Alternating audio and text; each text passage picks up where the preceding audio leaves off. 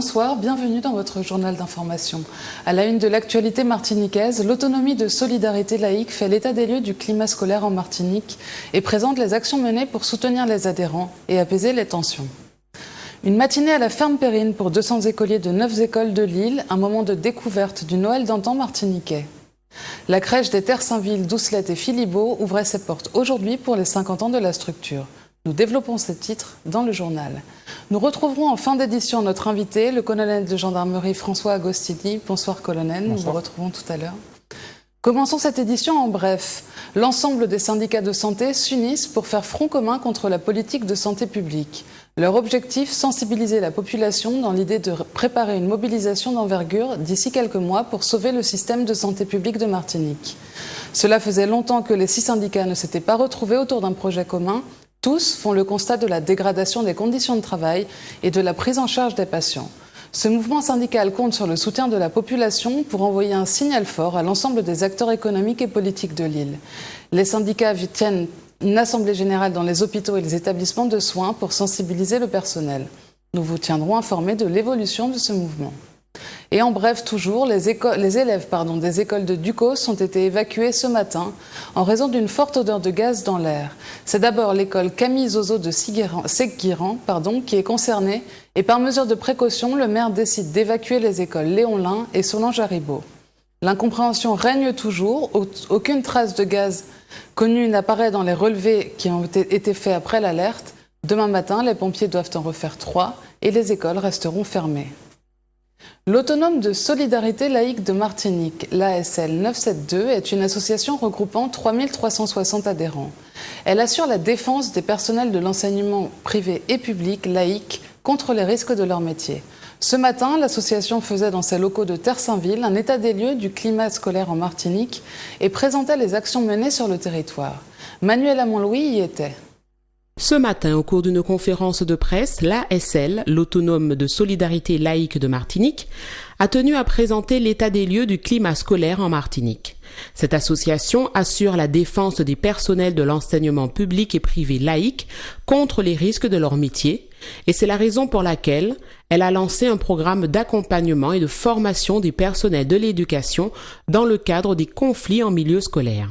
Dans le cadre du contrat de partenariat que nous avons signé, la convention que nous avons signée avec le ministère de l'Éducation nationale et la déclinaison de cette convention auprès de Madame la rectrice de l'Académie de Martinique.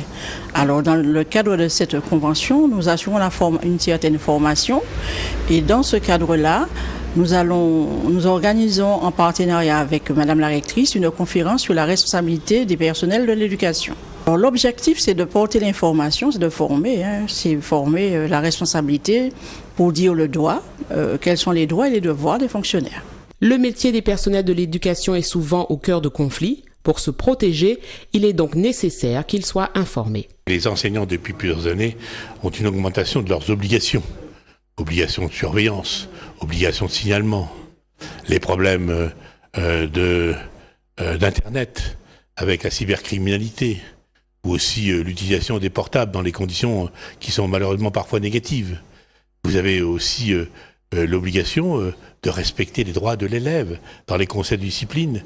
Tout cela nécessite une bonne connaissance du droit. C'est aussi une volonté pour nous de dire que face à ces responsabilités, l'enseignant doit être davantage protégé au niveau des procédures qui peuvent être engagées à son égard et lorsqu'il est mis en cause. C'est aussi là une nécessité pour nous de dire que l'enseignant qui est soit victime dans l'exercice de son métier ou encore qui est mis en cause doit bénéficier d'une protection juridique efficace, mais aussi d'un environnement psychologique important. Et c'est aussi le rôle des autonomes.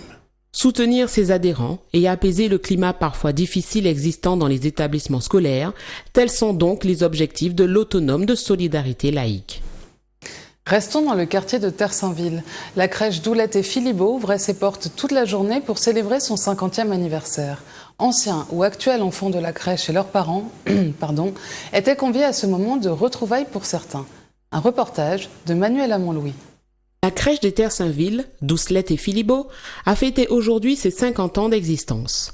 Au cours de la journée, les parents et les enfants fréquentant habituellement la structure étaient invités à participer aux nombreuses actions de mise en valeur de cette crèche.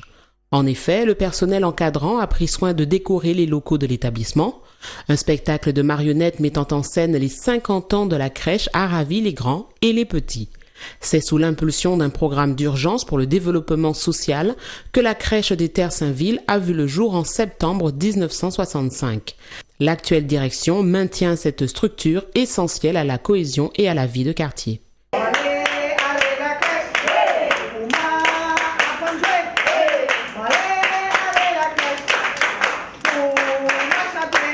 50 ans, c'est une action que nous essayons de mettre en avant, puisque nous voulons montrer la dynamique de M. Césaire et notamment M. Aliker. Donc ça a été une action positive, une dynamique sociale et éducative qui a été menée tout au long de ces années. Et puis cette action est encore là. Donc nous voulons souligner cette action et puis garder en mémoire toutes ces actions qui ont été menées par ces personnes. Actuellement, on parle d'établissement d'accueil de jeunes enfants. Donc c'est un petit peu plus que crèche, puisque maintenant nous avons toute l'action hygiénique qui reste, puisqu'elles ont été créées d'abord pour cela, mais nous avons toute l'action sociale et puis tout ce qu'on appelle l'éveil, toute l'action éducative que nous menons, en plus de toute l'action hygiénique. Donc il faut dire que ça a évolué, la prise en charge est un petit peu différente, et puis nous avons aussi du personnel qualifié, nous avons des auxiliaires de puériculture, nous avons des adjoints techniques avec des diplômes des CAP petite enfance, nous avons des éducateurs de jeunes enfants, donc c'est-à-dire que nous avons une nouvelle prise en charge. Il existe 13 crèches municipales sur le territoire de la ville de Fort-de-France. La plus ancienne est celle de Sainte-Thérèse qui a vu le jour en 1957. Noël approche, les traditions se perpétuent et se transmettent. La ferme Perrine accueillait ce matin 200 élèves venus des 4 coins de l'île. Des ateliers culinaires, musicaux et de décoration leur étaient proposés. Un moment pour découvrir ou redécouvrir les traditions du Noël d'antan martiniquais. Un reportage de Yannick Granier. Le parc naturel régional de la Martinique organisait aujourd'hui à la ferme Perrine la 10e édition du Noël d'antan chez nous. Une dizaine de classes de différentes écoles pour presque 250 élèves qui ont pu redécouvrir les traditions du Noël martiniquais. Le parc naturel régional de la Martinique a une double mission, une mission de préservation donc, du patrimoine naturel et culturel, mais également une mission de valorisation de ce patrimoine. C'est ainsi donc que nous mettons en œuvre régulièrement plein d'actions afin de sensibiliser, d'éduquer, de former la population. Et c'est ainsi que la manifestation de ce jour a pour objectif aujourd'hui de faire en sorte que les 200 élèves qui sont ici présents à la ferme Perrine puissent se réapproprier donc, le patrimoine autour des valeurs liées sur le Noël d'antan. Ce sont des aînés qui vont transmettre le savoir aux élèves, donc il y a aussi pour nous une nécessité de recréer ce lien social. Les enfants ont pu s'investir pleinement dans une vingtaine d'activités encadrées par les aînés, comme celle par exemple du salage de la viande. C'est une tradition que nos parents, comme ils n'avaient pas de réfrigérateur, de conservateur pour conserver la viande, alors on faisait le salage de viande. Chaque année, c'est tout un plaisir puisque c'est une tradition. Je transmets le savoir-faire de nos ancêtres. Une transmission à laquelle les élèves adhèrent avec joie. J'ai participé au salage de viande. D'abord, on consiste à couper les ingrédients, on met les épices. Et maintenant, là, on ajoute du sel dans un seau et puis on les ajoute. Oui, j'aurais aimé le faire plus souvent. Que pensent ces enfants de la fête de Noël aujourd'hui? C'est une fête de détente et puis bien sûr, on a beaucoup de choses à faire. On aime bien cuisiner, on aime bien éteindre la télé puis chanter. Une 10e édition réussie avec des enfants ravis de participer et de découvrir ces traditions dont ils seront les gardiens de demain. Et partons dans les airs maintenant. L'Armée de l'air, en partenariat avec le Madinina Pilot Club, a offert samedi dernier à 20 jeunes martiniquais leur baptême de l'air. Ces 20 gagnants du jeu concours organisé avec France Antilles ont survolé la Martinique pendant 30 minutes environ et ont pu échanger avec les professionnels de l'aéronautique militaire. William Zali les a rencontrés. Jeudi dernier, 15 jeunes Martiniquais intéressés par un engagement au sein de l'armée de l'air et 5 autres ayant participé à un jeu concours avec France Antilles ont découvert durant une demi-heure les joies de l'aéronautique grâce à des baptêmes de vol offerts par l'armée de l'air. Un secteur qui, selon l'adjudant Conception, serait très convoité par nos jeunes. Sur les Antilles, l'armée de l'air est relativement méconnue puisque malheureusement nous n'avons plus de base aérienne actuellement. En revanche, grâce aux actions de communication que nous menons, entre autres la campagne de communication, les jeunes effectivement sont attirés à la fois sur le métier de pilote, bien évidemment, mais pas uniquement. Parmi les jeunes aujourd'hui présents, j'ai des jeunes qui sont intéressés par la mécanique avion et par le métier de contrôleur aérien, donc des métiers très particuliers, très spécifiques. Après un vol de 30 minutes, nous avons demandé à Axel ses impressions. Ça fait bizarre parce que voir les avions dans l'air à la télé et être dedans en vrai, ça c'est deux choses différentes. Ça fait un peu peur quand même parce que le fait que quand tu es sur la mer, tout ça, le fait que c'était pas un vrai avion quand même. Mais sinon ça a été. La dame nous a montré, elle nous a bien expliqué les consignes de sécurité. Elle nous a bien expliqué aussi. J'ai même pu piloter un petit peu. Et donc c'est une première et voilà, c'est à refaire. Florian, lui, un passionné d'aviation qui tiendrait cela de son père. Je suis passionné d'aviation et je me suis rendu aussi au FA pour avoir des informations sur mon projet de carrière. Depuis tout petit, j'ai toujours voulu faire pilote. Il y a eu des évolutions, du coup j'ai dû changer de projet, etc. Mais toujours rester situé, basé sur l'aviation. Une première mémorable pour eux tous, mais pour notre équipe, c'était le baptême du tarmac. Parlons mode et tradition maintenant. La boutique Naturellement Belle présentait samedi dernier sa collection 2016 au centre commercial Océanie sur Robert.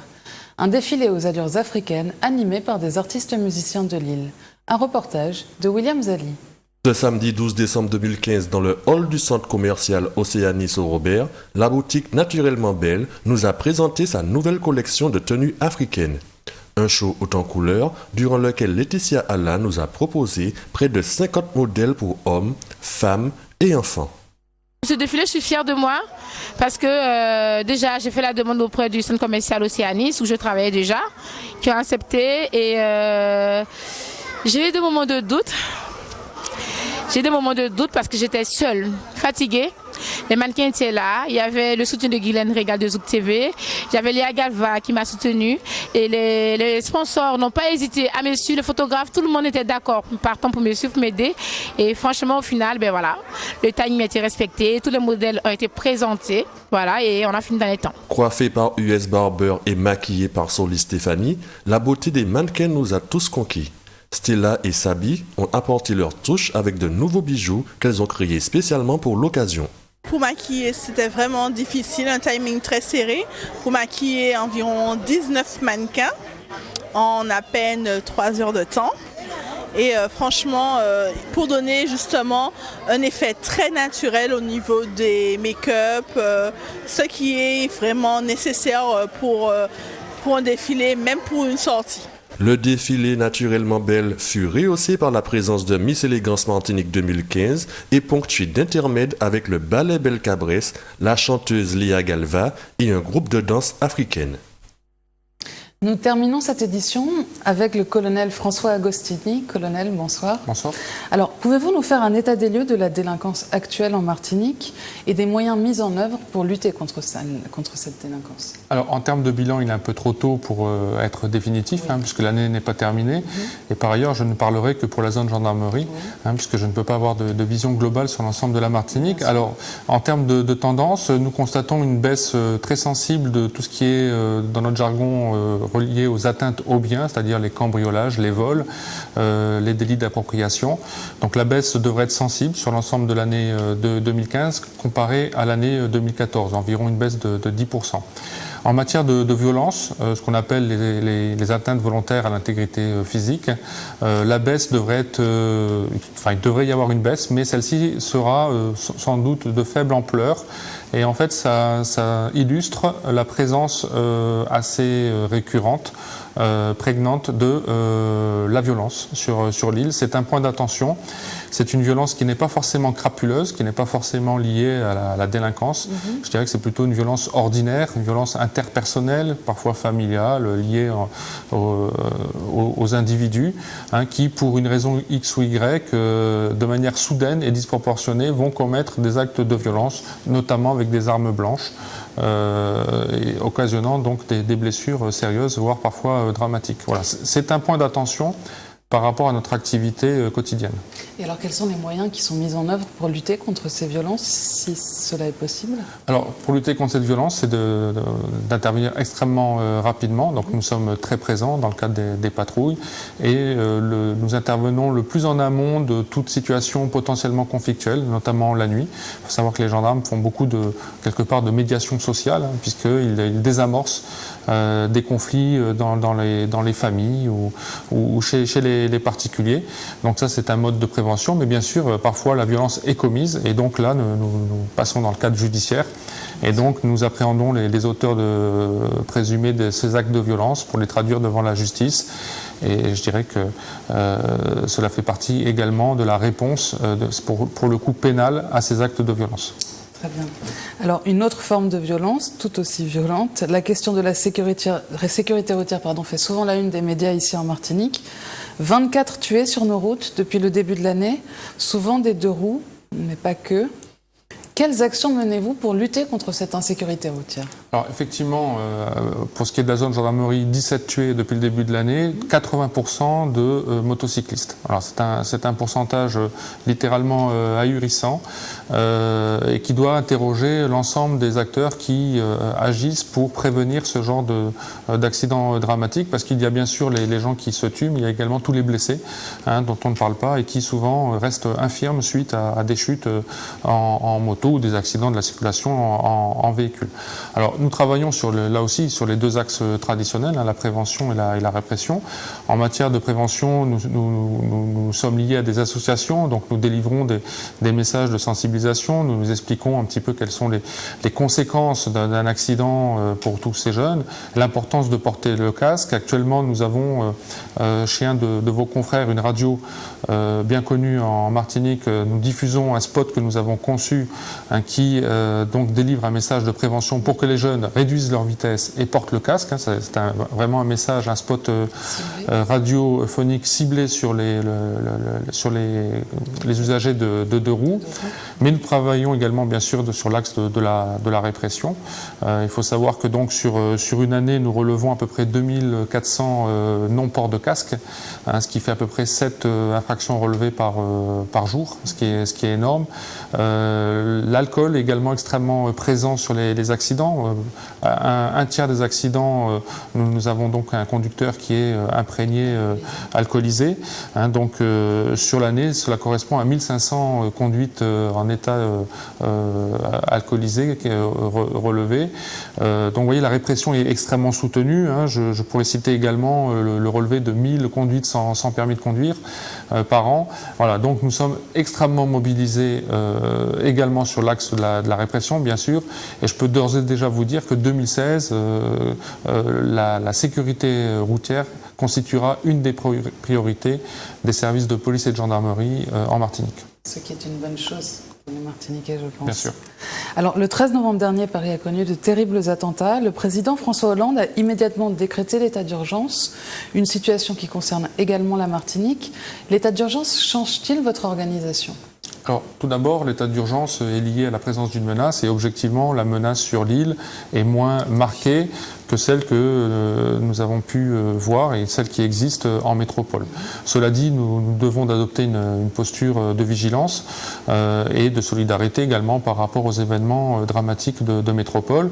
Donc cela implique la prise de certaines mesures, des mesures liées à la sécurité des casernes, à la sécurité des militaires qui patrouillent, mais également une orientation de nos patrouilles sur les lieux de culte, les lieux pouvant présenter donc un intérêt pour d'éventuels terroristes. Voilà, donc nous n'échappons pas à la mobilisation générale en Martinique et tous les services sont extrêmement vigilants dans le cadre de ces mesures, je dirais, classiques. Et puis il existe des mesures un peu plus confidentielles dont je ne pourrais pas, sur lesquelles je ne pourrais pas m'étendre, consistant également à traduire cette mobilisation, mais par d'autres moyens. Mais alors, dans cet état d'urgence, vous avez des règles de procédure qui changent, excusez-moi. Et alors, est-ce que ces nouvelles règles vous permettent la résolution de plus d'affaires pendant cet état d'urgence ? Non, alors vous faites peut-être référence aux perquisitions administratives. Non, je dirais que les perquisitions administratives, quand elles ont lieu, permettent en fait de vérifier si tel ou tel individu pour lequel il existe un lien crédible, raisonnable, pouvant penser qu'il puisse commettre une entreprise terroriste, nous vérifions, parce que nous ne pouvons pas vivre dans le doute par rapport à des phénomènes aussi graves. Voilà. Mais ce n'est pas par le moyen des perquisitions administratives que nous allons résoudre les affaires. De toute façon, il faut savoir que quand nous trouvons des indices pouvant laisser penser qu'une infraction est commise, eh bien nous basculons dans le cadre judiciaire. Et donc l'enquête se poursuit sous la direction du procureur de la République, comme le veut n'importe quelle règle normale dans un état de droit. Voilà. Donc ce n'est pas ces mesures particulières liées à l'état d'urgence ne permettent pas de résoudre davantage d'affaires. En revanche, nous sommes extrêmement engagés dans le domaine de la police judiciaire, puisque il faut savoir que nos taux de résolution, c'est-à-dire les affaires que nous solutionnons, c'est-à-dire les affaires pour lesquelles nous arrivons à appréhender les auteurs, sont au nombre de 52%, ce qui est un taux très intéressant, c'est-à-dire une affaire sur deux trouve sa résolution. Alors ce chiffre monte quasiment à 100% lorsqu'il s'agit d'homicide. Donc dans ce chiffre-là, vous avez également les taux de résolution des cambriolages, où les choses sont plus dures à solutionner, mais nous arrivons à solutionner un cambriolage sur 3, ce qui est plutôt un bon chiffre, même si il peut décevoir certains téléspectateurs. Merci beaucoup, colonel Agostini, d'être venu sur notre plateau. C'est la fin de cette édition. Retrouvez dans un instant les informations nationales et internationales avec Euronews. Et à 20h30, votre émission Libre Antenne. Passez une excellente soirée sur Zouk TV. À demain.